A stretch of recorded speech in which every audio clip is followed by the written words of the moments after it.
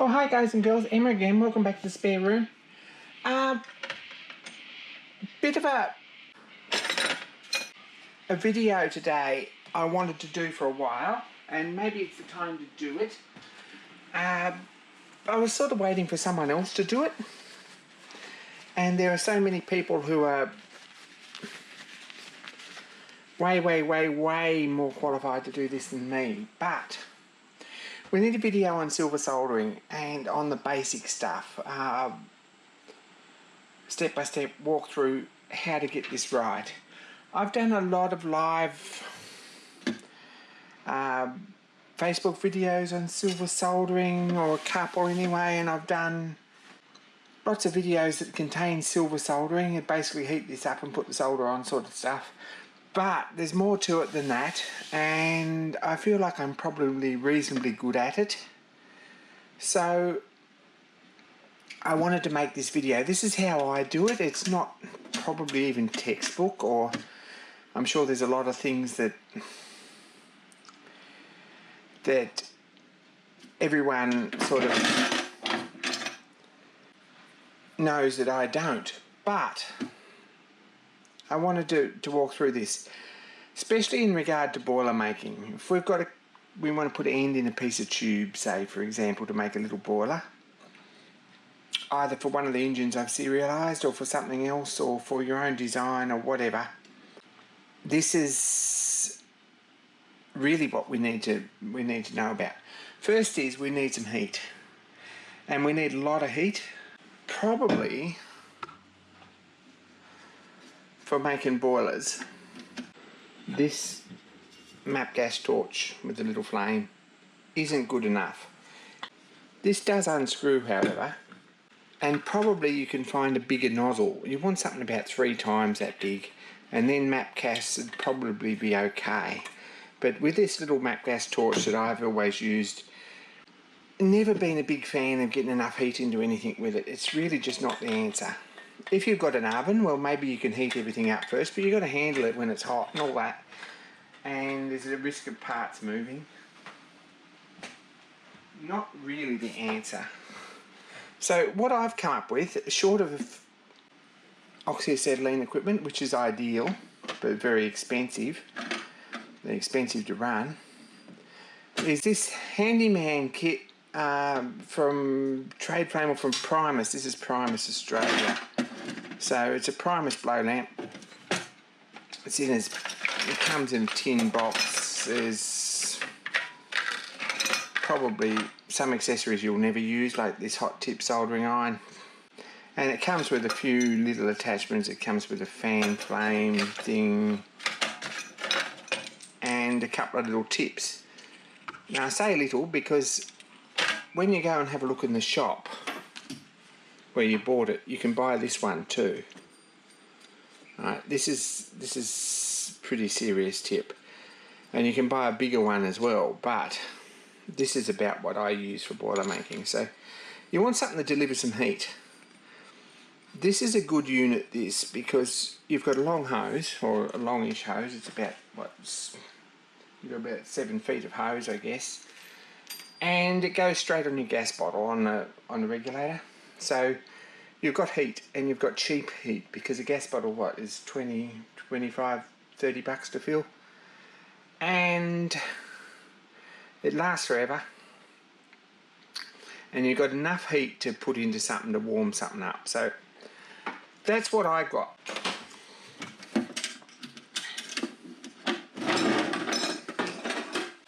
Now, next thing is material, solder.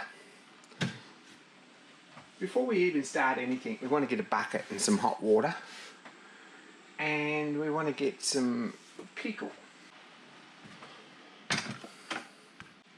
This is my pickle bucket, and I use this, which is off the supermarket shelf. This is pretty, I guess you say it's not safe, but it's certainly a lot harder on everything, in your bench tops and your hands and your clothes and etc. than say sulfuric acid, or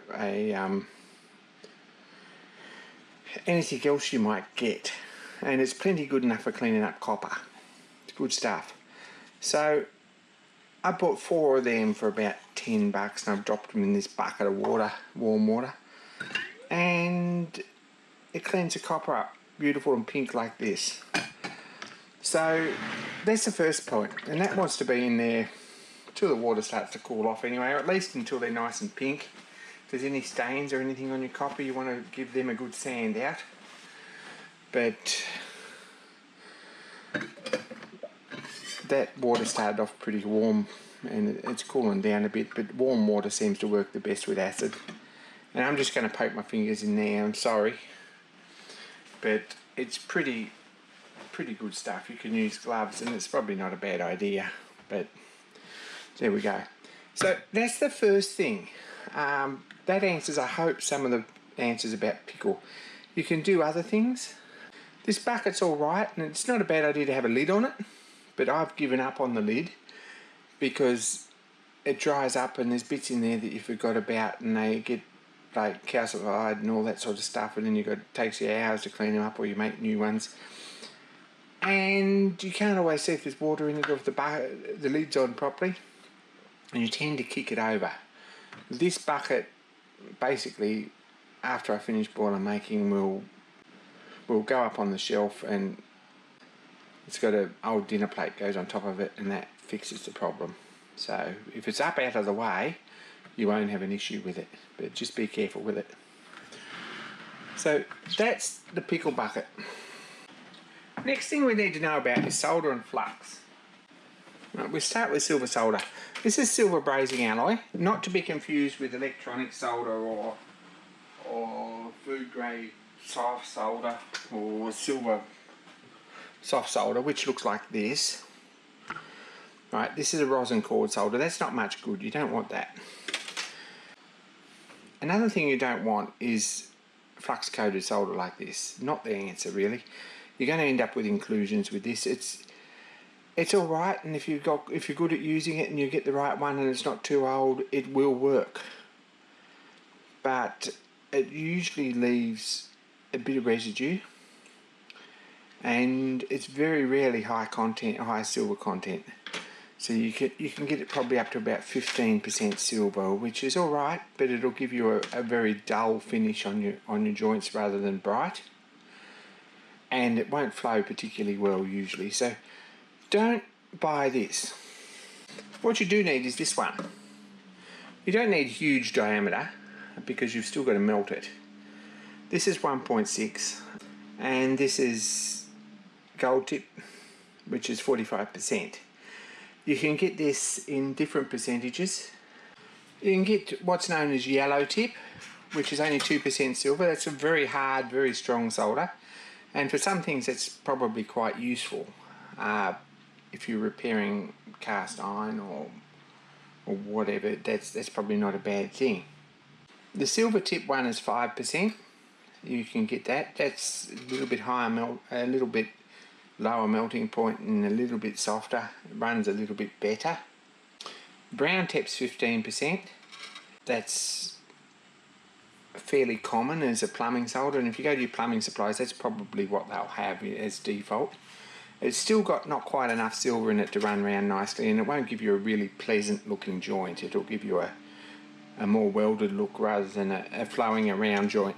So probably not brown tip. Blue tip's 25%. Same again. This gold tip, which is 45%, that's what I use. If you've got a difficult bore, complicated boiler, you want to put some blue tip in first, and then it won't melt while you're putting the last bits on the outside, and that's probably not a bad idea. Flux. This is the Easy World Flux. It's an off-brand. It's all the same stuff. If you have a look on the label, it contains basically fluoride and burate. So 34% fluoride and 30-something% burate. So basically it's borax. You can buy borax in a cone and you can shave a bit off and mix it with water and do it the old-fashioned way. This is the same stuff. It's a paste, it's a white paste, and it's usually mixed with a distilled water. This one's got some floaties in there by the look of it. No idea how that happened, but it looks like it's probably pieces of black plastic or something. I'll fish them out at some point. So that's the flux.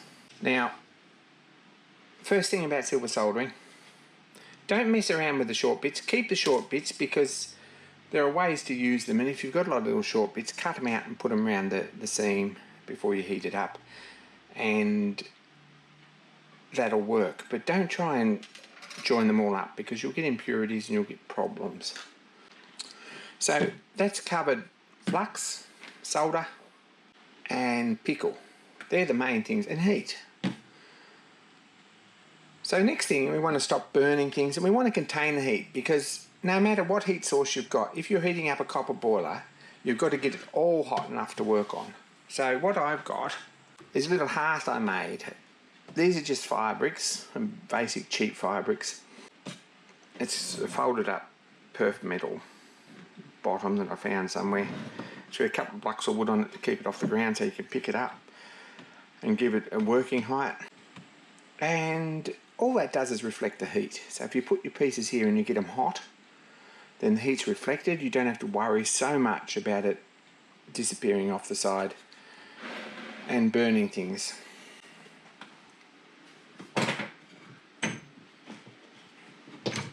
And what I tend to do is put a couple of fire bricks up here like this if I've got something a bit bigger, and that way we've got the heat right in there, which is where we need to be. So that's not a bad idea. A couple of fire bricks or a set of fire bricks on a tin plate to make a brazing hearth. If you're going to do a lot of silver soldering and brazing and flame welding, stuff like that, this is a good idea. So there we go. That's all our equipment. Now, when everything's nice and clean and looking sparkly, what you're going to find is that you've already got one end in. And you want to put that end in there. If it's a nice tight fit, it shouldn't be a big problem, but if you push it in too far, you're never going to get it out again. So here's a trick. Fixed.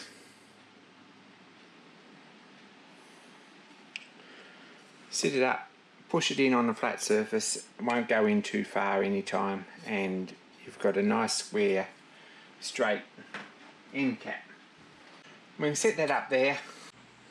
We've got that little ball on the end. We want to give ourselves at least half a chance and cut that off.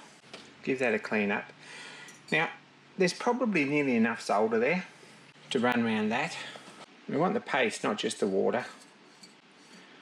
If we coat this round here, if there's any hard pieces like that which feels like a grain of rice, get rid of that.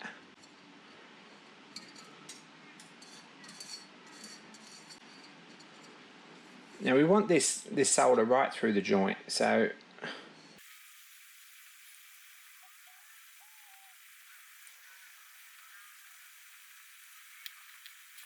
if we fill that joint up, we're going to put our pickle bucket down out of the way, or up out of the way, so we don't trip over it or step in it. And the secret to this is to get lots and lots of heat in there before we even put any solder on. We want this so that the colours change. You'll see the colours move. Hopefully on camera you'll see the colours move. I'm trying not to get my camera too close. I might just zoom in a bit. So that's zoomed in nicely there. I've got the camera far enough back that we're not going to actually burn anything. And what we need to do is get this as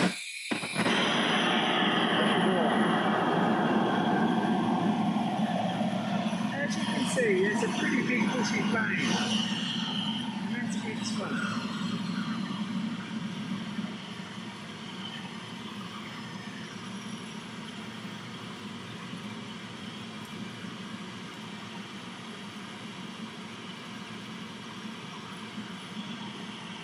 The hot part of this flame is out here on the end. The hot part of the flame is not in here, it's out here. You can see the colour start to change there. And you can see the flames turn black. So we can see the colour move across.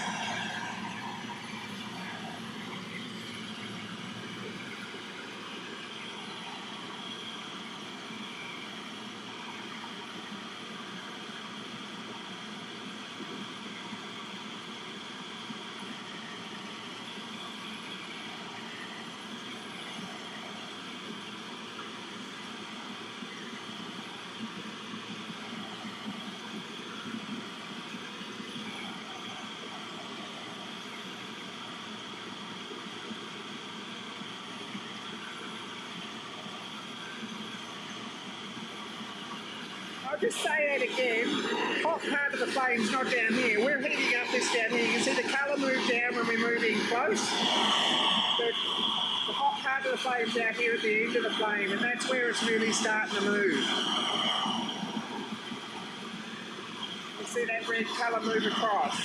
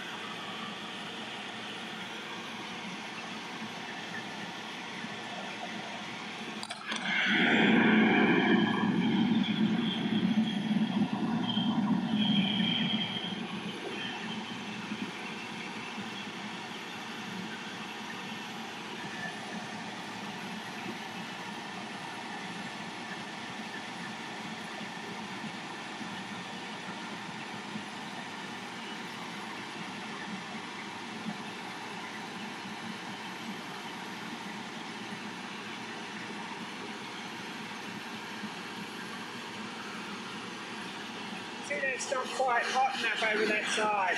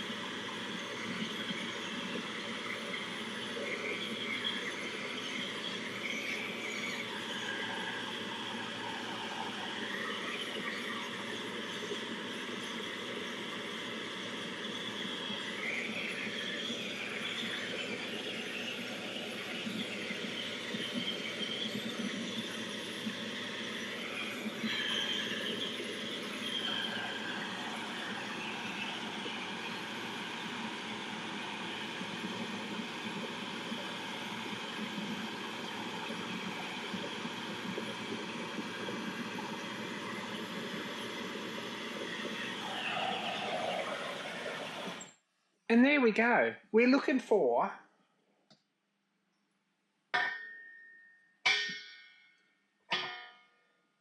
we turn all this off and put it away.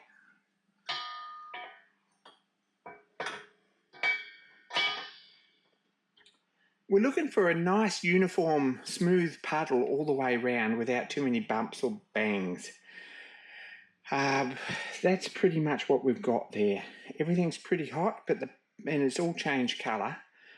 And because copper conducts so well, you've got to get that end nearly as hot as this end to get this hot enough to solder. So that's why you need so much heat. And a big bushy flame, lots of heat in there to start with before you even put solder on there.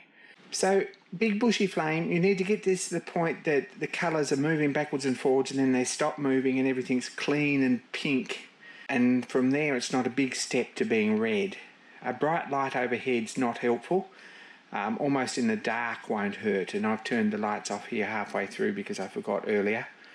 But we've got a pretty reasonable seam around there, I think, that I'm going to be confident with.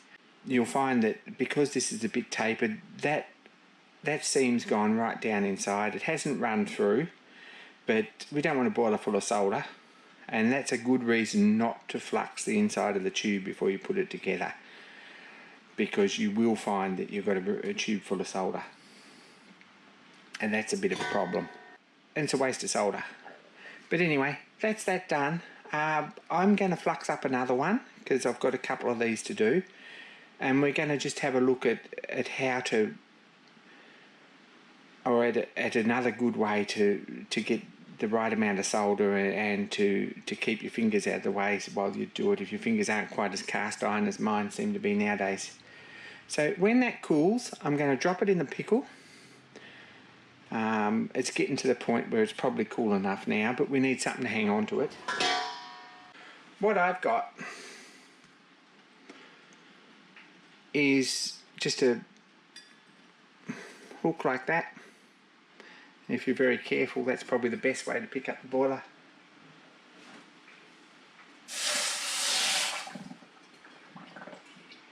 And drop him in. If you slide him in gently, you're going to burn yourself. Just drop him straight in the bucket. But nice smooth action. Don't drop it from 4 feet, but just put it in the top and push it down inside. You'll have no more problems, and the heat will dissipate pretty quickly. If you go in very, very slowly, you're going to find it's going to fill up with steam, you're going to burn yourself. So don't do that.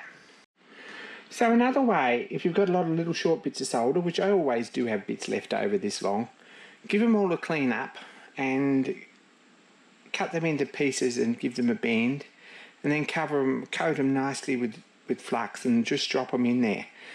That'll work just as well. It's a lot more messing around. It means that you don't have to get your hand near the flame if you've got enough in there. You never ever do, so you'll have to top it up. But this uses up some of the good, otherwise good solder that you've got. Rather than join it up end to end and have inclusions and things, this is the best way to do it.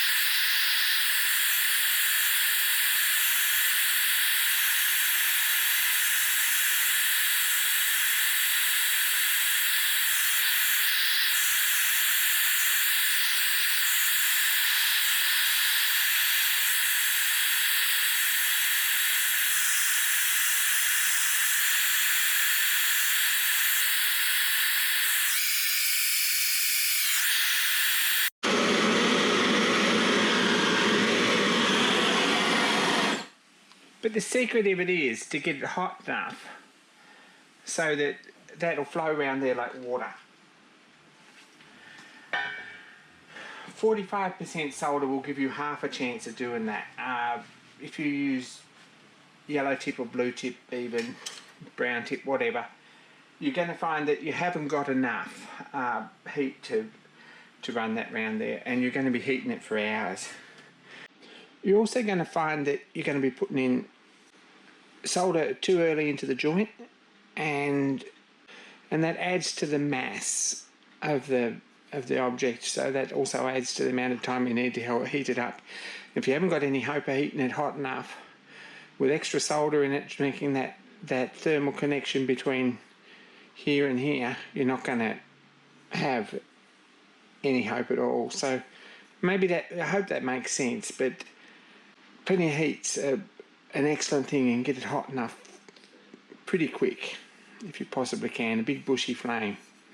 So I wanted to have a look in here. Don't know if we can see that real well, probably we can, but right around the bottom there we've got a beautiful solder joint all the way around.